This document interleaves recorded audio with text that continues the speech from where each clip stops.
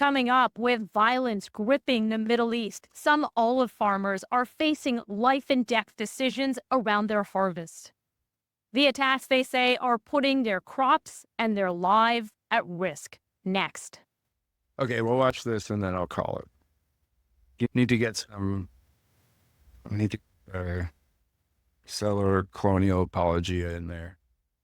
In a crucial harvest season, many farmers in the occupied West Bank can't get to the olive trees. Intimidated by Israeli settlers, they're afraid to venture into the fields. How does it make you feel to not be able to go into your traditional land? I can do nothing. Just feeling and my feeling. I don't know what I can do. For many, the economic consequences are dire. Friar Stewart traveled to the West Bank to hear some of their stories. It's been called the most dangerous olive harvest ever. A dramatic rise in Israeli settler violence has led to attacks across the occupied West Bank. UN officials have described what's taking place here as warlike tactics. This year, the harvest is so dangerous that some dare not to set foot in the olive groves that sprawl across the rugged hills and plains. So your land's just up on top of the mountain. Up at the top, yeah. Over those hills are the olive trees that Kamal Nassan and his family have been picking for decades. Not anymore. I'm scared. What happens? They come in, take him from us, they drop him in the floor, let us go. They took the olives and they threw them throw away. They shoot and they well, for the scare shoot him. in the sky. Yeah, for the scare him and go. There's no kill people for the so far. But just as we were doing this interview in the south, The scare. Fun. further north in Jenin, a 60-year-old woman was shot and killed by an Israeli soldier while olive picking. Her family says she was given a permit to harvest the trees near the Israeli barrier, but was shot and killed. Israel's military says it launched an investigation, and a senior officer was suspended. There have been more than 30 violent attacks against Palestinians this month, carried out as they tried to pick olives in the West Bank. The rise in settler violence means that those who try to harvest carefully and are always on the lookout. We are broke, says Lutfia Abu Aliyah. We've risked our lives coming here for this olive harvest. Olives account for about a quarter of the agricultural income in the occupied West Bank. The harvested crop is often pressed to make olive oil. Families rely on the money they can earn now more than ever during a time of growing economic hardship. But the olive tree is also an important cultural symbol. It represents a connection to the land passed down through generations. Now that connection is precarious. We're about to interview these two farmers, and they don't want to go too much further down that road because earlier this month when they were out picking olives, Israeli settlers showed up and there was a confrontation. This is the video from that day. Abdul Karim Nassan. I gotta say that it's extremely pathetic and very just, I don't know, lowbrow. Yesterday, she interviewed someone who was watching Gaza being destroyed and said that that the military used too much empathy. And she didn't push back.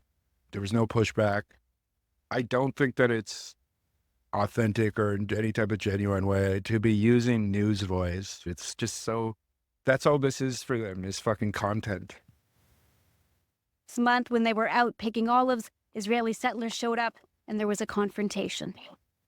Israeli settlers showed up and attacked them, like using passive voice directly in front of them. It's so pathetic. This is the video from that day. Abdul Karim Nassan said he had permission to go harvest his trees from Israeli authorities as they lay behind a gate they put up. But he said dozens of settlers showed up, some with automatic weapons. You see, they're so like unhinged that they'll literally attack each other as they're trying to, like, one person is trying to like hold back the other. Like, they're so sadistic that They're just looking for a confrontation. They don't care who it's with. Obviously, it's in their best interest for it to be with Palestinians, but I've seen numerous videos where they end up turning on each other because of just, don't touch me, let me kill them or whatever. I got in the car and the settlers suddenly shot, he said. He said the settlers then started breaking and uprooting trees. And you won't go back. I will only go back if they open the gate and Israel provides protection, he said. There are more than 500,000 Israeli settlers in the West Bank, living in communities. See, there is the motive of this report, what he just said. They want Israel to enforce security. Now we're talking about Israel being the ones who get to dictate who gets to enforce the security in the West Bank, which isn't even their fucking... Like, they're presenting it as if Israel isn't the occupying force. Israel doesn't represent the settlers, right? And that then Israel needs to be the one that clamps down and is the one who provides the security, which that is a one-state solution. That is then using like these atrocities that the settlers are doing against the Palestinians in the West Bank as an excuse for more like power to be given to Israel. That is why they're doing this, right? Or the Palestinian Authority. It seems like that's not being mentioned here. They might be mentioned in a second, but that's what the point of this is. Somebody has to do something. We have to get even if it's Israel, someone has to do something. And it's all meant for people who don't understand the situation, so that you get this pigeonholed view. So it's just, why doesn't Israel do something about it? And it's because if you go back to that video with the guy with the fucking machete and the bat, they weren't stopping them. Deemed illegal by the UN and many countries, including Canada, under international law. Some of their homes dot this ridge above. Canada will do nothing about it, though. Abdul Karim Dassan points out the outposts. Surrounded. Yeah. Yes. He says he was shot with a rubber bullet last month. Well, See how that outpost there, do you think that didn't look like it was civilians? That looked like that was the military who had a barrack set up. harvesting, but says he won't be deterred. We have been tending to this land for years, so we can't leave it. This tree is my life, he said.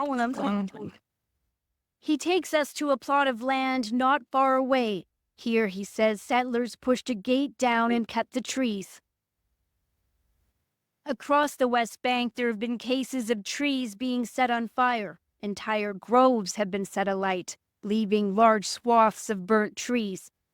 Yeah, and it's also that they use the far right, the settlers, the far freaks, obviously in a way more extreme way, but they use them in the same way that our like liberals use the far right, is they externalize them to then make them as if the violence that they're carrying out isn't the same type of violence that like Israel as itself is inflicting, right? It's like they're distancing themselves from it by saying that, oh, we're not in control of these people, when that's not true at all. There's people in government who are settlers in the West Bank, who are pro fucking genocide and pro expanded settlements. So it's all meant for people who have no understanding of the situation and then who do like the moralist thing where it's, oh, they're bad, at least Israel's doing something about it. Because then the violence that's being committed on them isn't actually happening by the state. It's happening by this externalized force that isn't exactly like a representative of the state, but is still in direct collusion with them. But it's still so that they have this pause and all deniability. And it works. And this is why this news broadcast is happening, because it's justifying increased security being used on the Palestinians. UN officials estimate that last year 10,000 olive trees were vandalized in the West Bank. Other trees are behind barriers, sealed off from farmers who want to tend to them, like Kamel Nassan. But how does it make you feel to not be able to go into your traditional land? I can do nothing. This feeling and my feeling, I don't know what I can do. There's some people, he told you, if you come in next time, I'll kill you. What you gonna do?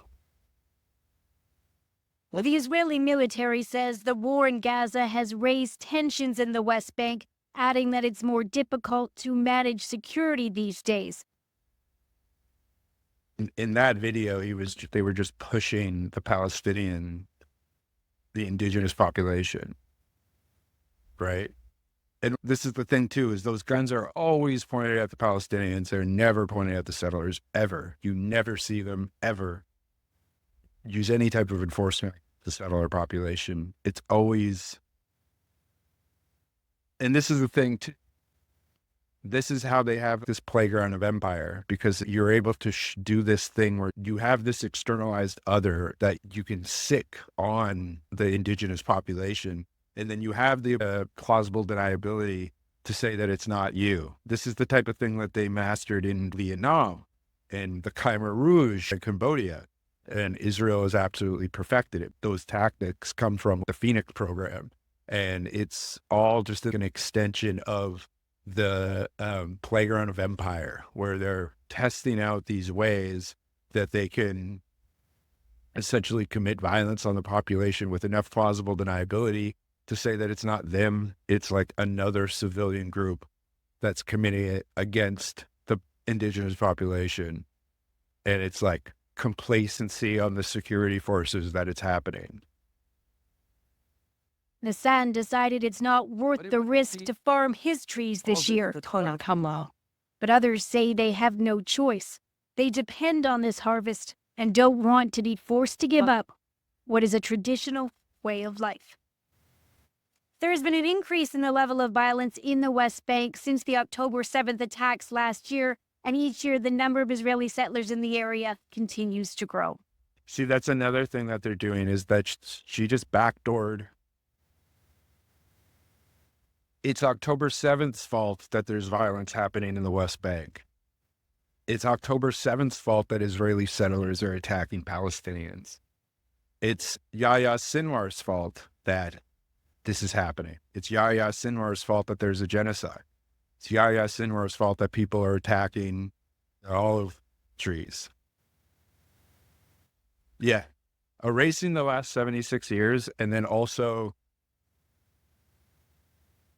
trying to create, this is something that I've envisioned lately, but trying to create this split to make it seem like violence isn't the answer, and more violence is going to just justify more violence being used on us, right? And it's that stop me before I kill again type thing. How could you make me do this to you type thing? And it works, especially because of it's that Stockholm syndrome thing.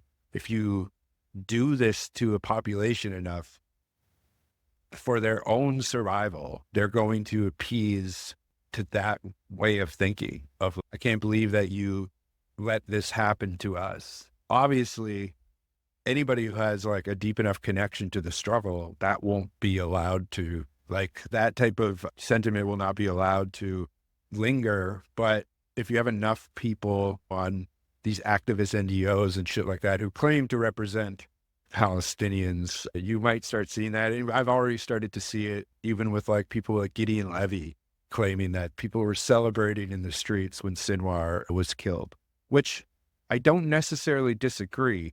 But if I say that's not happening, but if people were celebrating in the streets because Sinwar was killed, I don't think that means that they're happy that Sinwar died, but they're happy that there might be a chance that it's not going to continue, right? That, oh, they killed the guy who started the war. Maybe we're going to be able to live, which doesn't necessarily equate to I'm happy Sinwar is dead. Briar, what else are farmers doing to try and stay safe? As you saw, some are choosing not to harvest the trees, and those that do are trying to do it as covertly as possible. In the grove that we were in, there was a car that was covered in olive branches. They were trying to make it harder to spot from the road. Another family thought it was safer to maybe skip the car altogether. They decided to walk in. And still another group decided that they shouldn't be using any kind of electrical tools because they didn't want to draw any extra attention to themselves. Thanks for this, Briar Stewart in Jerusalem.